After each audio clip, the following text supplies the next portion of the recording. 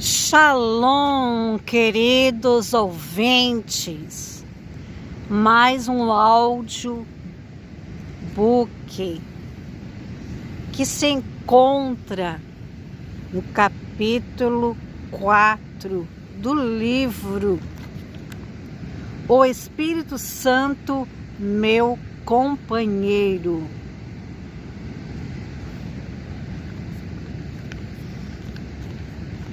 Os incrédulos e o Espírito Santo.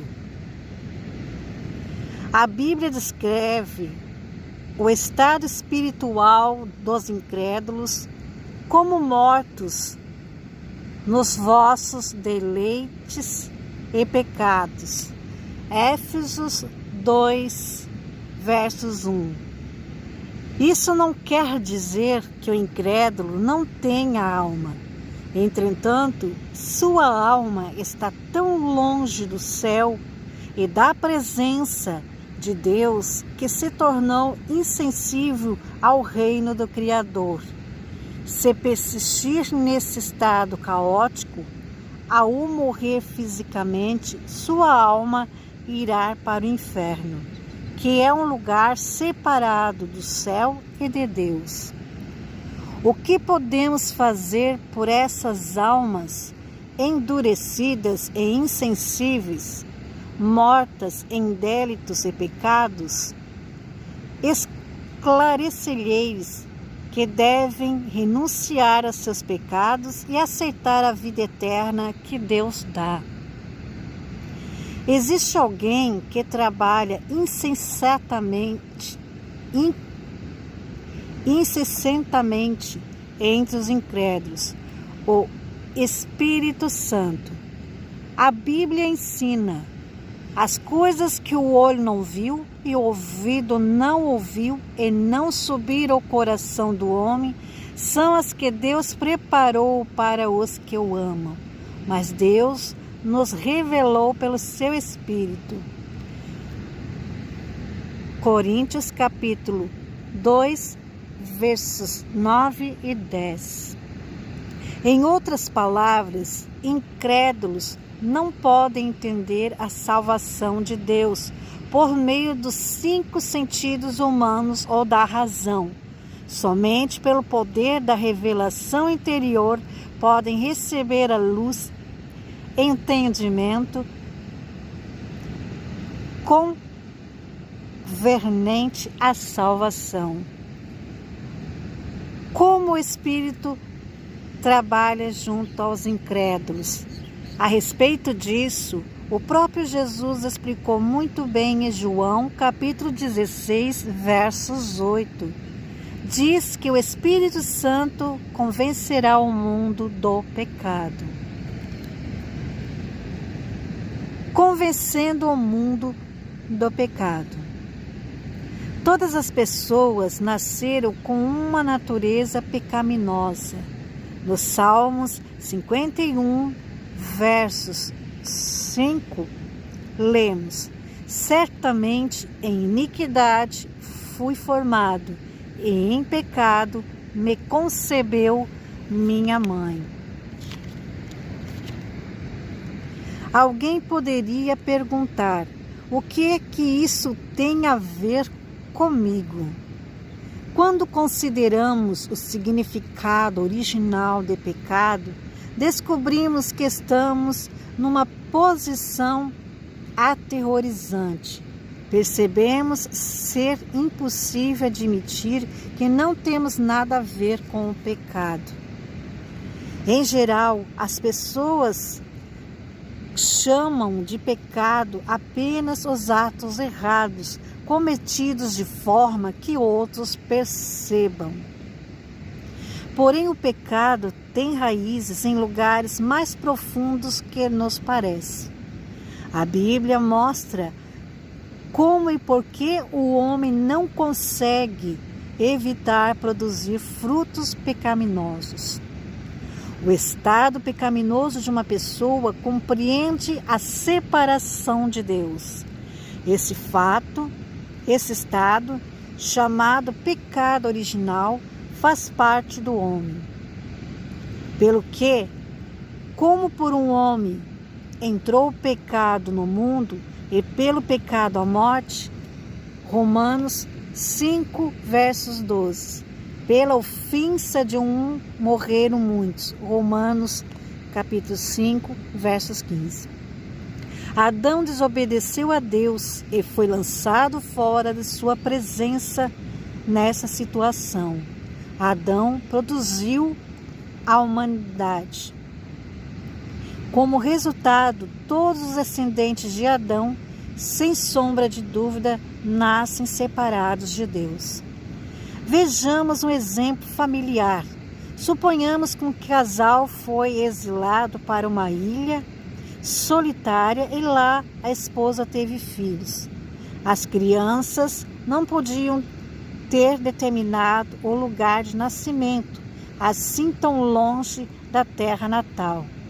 Mesmo que elas resolvam culpar o pai das circunstâncias que nasceram, foi simplesmente a maneira como tudo aconteceu. Assim também os descendentes de Adão foram gerados nesse mesmo estado pecaminoso, longe da presença de Deus, colocados sob a sentença de morte de Adão. Aquele que abandonou o Deus de toda integridade, bondade e vida só pode dar iniquidade, maldade e transgressões. Nessa condição de abandono, a humanidade morreria e iria para o inferno. Mas aqui surge o grande amor e a misericórdia de Deus. Deus nos libertou dessas circunstâncias por meio do Senhor Jesus. Nascido da Virgem Maria, Jesus veio a esse mundo sem pecado original. Viveu mais uma vida sem pecado. Assim, tornou-se o substituto perfeito para os pecadores. Como pessoa justa, foi crucificado em lugar dos injustos e depois de 3 dias ressurgiu dentre os mortos. Com sua morte, Cristo pagou o preço total do nosso pecado original e também do nosso envolvimento pessoal com o pecado. O que quer dizer isso? Todos que creram em Jesus Cristo recebem graciosamente a salvação e a vida eterna. Não estão mais separados de Deus. Pela ressurreição de Cristo, o homem livrou-se da morte eterna, que seus próprios atos pecaminosos e seu pecado original mereciam. Mas será destruído se não aceitar Jesus Cristo como seu Salvador.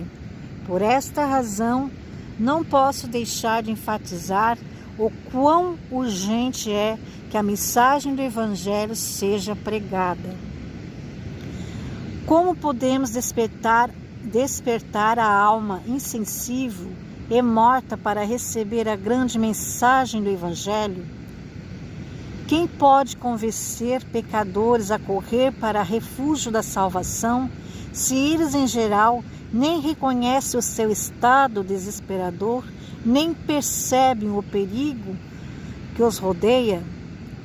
Homens e mulheres nunca conseguiram por si mesmos, mas Deus prometeu assumir esse trabalho, enviando o Espírito Santo, que está realizando a obra no mundo todo, usando-nos como instrumentos para a proclamação do Evangelho. Nós só podemos louvar a Deus e adorá-lo de todo o nosso coração. Convencendo o mundo da justiça.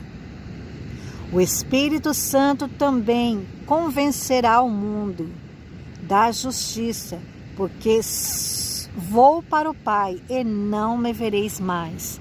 João capítulo 16, versos 8, versos 10. Que é justiça? Quando aqueles que vivem longe de fé em Cristo ouvem a palavra justiça, logo pensam em comportamento humano, Quando uma pessoa vive dentro da lei ou vive de maneira moralmente irrepreensível, é chamada justa. Mas que diz a Bíblia àqueles que estão debaixo da lei de Deus? Pois todos que pecaram e destituídos estão da glória de Deus. Romanos capítulo 3, versos 21. Por isso ninguém será justificado diante dele, por obras da lei, antes pela lei vem o conhecimento do pecado. Romanos capítulo 3, versos 2. Todo aquele que se confronta com a lei de Deus percebe que é pecador. Portanto, todos não só estão fora da glória de Deus, como também fora da sua presença. Então, quem poderia ficar perante o brilhante e glorioso trono de Deus, revelando uma vida pura, totalmente livre do pecado? Somos todos descendentes de Adão. Portanto, incapazes de encontrar uma só pessoa isenta de pecado original, exceto Jesus Cristo, que foi, por obra do Espírito Santo, concebido na Virgem Maria, e de quem o mesmo Espírito dá testemunho. Mas qual é a prova de que esse mesmo Jesus viveu uma vida justa e reta diante de Deus? A evidência é clara. Como já mencionamos antes, o apóstolo Paulo diz: pois todos pecaram e destruídos estão da glória de Deus. Isso quer dizer que os pecadores não são qualificados para permanecer diante de Deus. Porém, lembremos-nos, Jesus disse que o Espírito Santo convenceria o mundo de justiça, porque vou ao Pai e não me vereis mais. Capítulo 16, versos 10, João. Tal afirmação de Jesus foi mesmo cumprida? Sim. O que ele disse que aconteceria, aconteceu. Jesus morreu crucificado e carregou todos os pecados do mundo. Foi imputado, sua tumba fortemente guardada pelas mãos dos seus inimigos. A despeito de tudo isso, ressurgiu dos mortos e mais tarde subiu aos céus na presença de testemunhas. Seu corpo nunca foi encontrado, apesar de o haverem procurado. Como evidência mais forte que essa, 50 dias depois de sua morte, Jesus enviou o dom do Espírito Santo a seus discípulos para capacitá-los a ver e ouvir de maneira clara. Pedro diz o seguinte acerca dessa experiência: Deus ressuscitou esse Jesus, de que todos nós somos testemunhas, de sorte que, exaltado pela destra de Deus, tendo recebido do Pai a promessa do Espírito Santo, derramou isto que agora vedes e ouves. Atos capítulo 2, versos 32, versos 33. Toda carne, quer fosse santa ou pecadora, desde o começo da história da humanidade, com certeza morreu e deixou atrás de si seus restos mortais, físicos, exceto Enoque e Elias, que foram arrebatados sem passar pela morte. Foram todos como justos pela fé. Mas a tumba vazia de Jesus Cristo testifica de forma silenciosa que Jesus está vivo, retornou ao Pai. O que significa para nós a justiça de Jesus?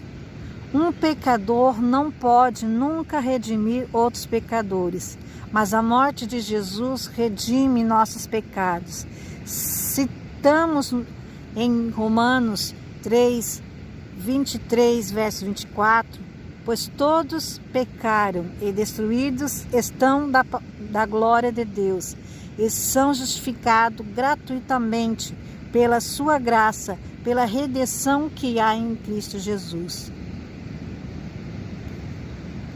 O Espírito Santo trabalha sem cessar, convencendo o mundo da maravilha dessa graça e verdade, para que todos possam crer no Salvador Jesus Cristo e ser salvos da destruição eterna, que seria consequência da separação de Deus. Hoje não existe ninguém que possa ser justificado por seu próprio esforço diante de Deus, mas sim mediante a graça redentora de Cristo. É o dom abundante da justificação que nos garante a entrada no reino da glória de Deus, convencendo o mundo do juízo. Jesus também disse que o Espírito Santo convencerá o mundo do juízo, porque já o príncipe deste mundo está julgado. João capítulo 16, versos 8 e 11. Que juízo é esse de que a Bíblia fala? E quem é o príncipe desse mundo? Em Apocalipse capítulo 12, versos 9 e 11, lemos: E foi precipitado o grande dragão, a antiga serpente, que se chama Diabo e Satanás, que engana todo mundo. Ele foi precipitado na terra e seus anjos foram lançados com ele. Então ouvi grande voz do céu que dizia: Agora é chegada a salvação, e a força e o reino do nosso Deus, e o poder do nosso Senhor Jesus, pois já o acusador de nossos irmãos foi lançado fora, o qual diante do nosso Deus os acusa de dia e de noite. Eles o venceram pelo sangue do Cordeiro e pela palavra do seu testemunho, não amaram as suas vidas até a morte. Como está escrito nessa passagem, o príncipe desse mundo é aquela antiga serpente chamada Diabo e Satanás, que tentou Adão no Éden, que usurpou a autoridade de Adão sobre o mundo e, na realidade, enganou e seduziu o mundo todo.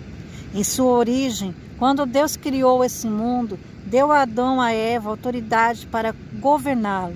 Em Gênesis capítulo 1, 26, quando Deus criou o homem e a mulher, disse: Então disse Deus: Façamos o homem à nossa imagem, conforme a nossa semelhança. Domine ele sobre os peixes do mar, sobre as aves do céu, sobre os animais domésticos, sobre toda a terra e sobre todas as répteis que se arrastam sobre a terra.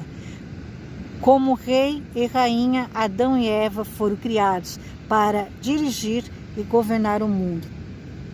Então, quando a autoridade real, usurpada e entregue ao diabo, foi quando Adão e Eva desobedeceram a ordem de Deus, dando ouvido à palavra da velha serpente. Como resultado, a rendição de sua vontade do diabo, a obediência, ele e o relacionamento de Adão com Deus foi quebrado.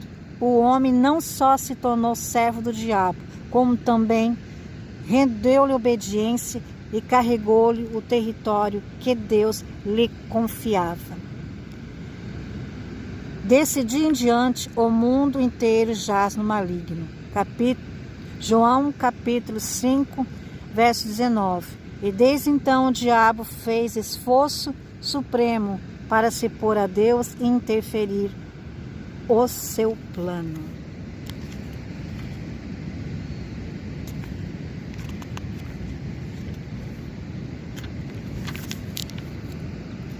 Revelando o plano de salvação.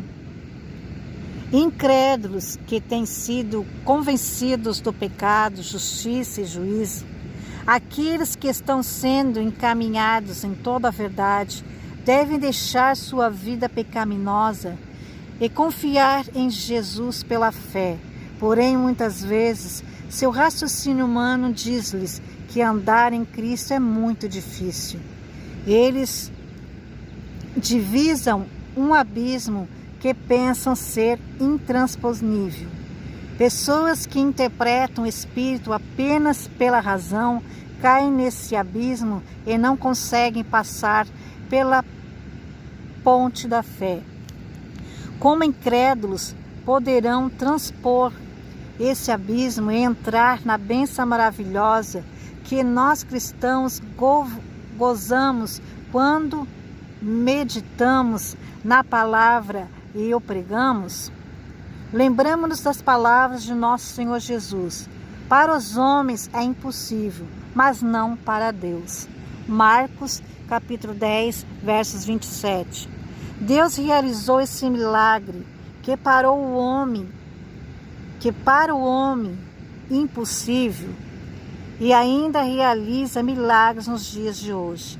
A Bíblia testifica que a fé não pode ser possuída mediante o sentido humano. Ninguém pode dizer Jesus é o Senhor, senão pelo Espírito Santo. 1 Coríntios capítulo 12, versos 3. Como trabalha o Espírito Santo para levar os incrédulos a aceitar a Jesus como seu Salvador pessoal? Devo admitir, isso só pode acontecer mediante um milagre. Novo nascimento representa verdadeiro milagre. Como foi milagre o nascimento de Jesus, sem pai humano, nascido da Virgem Maria. Respondeu-lhe o anjo: descerá sobre ti o Espírito Santo, e o poder do Altíssimo te cobrirá com a sua sombra. Por isso, o ente santo que de ti há de nascer será chamado Filho de Deus.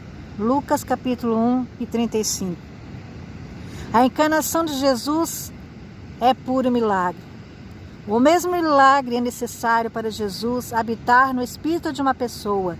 Sem o poder sobrenatural do Espírito Santo, nunca poderíamos crer na obra da graça e redenção de Jesus, que é um desafio ao entendimento, à razão. Quando alguém confessa Jesus como seu Salvador, pode ou não haver sinais imediatos da mudança exterior, mas a transformação que ocorre no reino espiritual é por demais grandiosa. O Espírito Santo de Deus penetra no espírito da pessoa e move-se dentro dele de maneira misteriosa, ultrapassando a razão e a imaginação.